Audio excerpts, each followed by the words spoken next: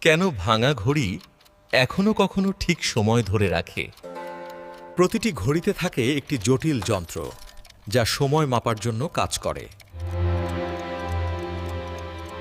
যদি কোনো অংশ বন্ধ না হয়, ঘড়িটি কিছু সময় ঠিক থাকতে পারে।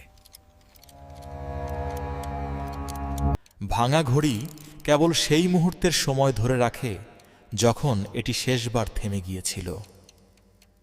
এটি আমাদের মনে করায় আগে স্বর্গই সময় কখনো থামে না।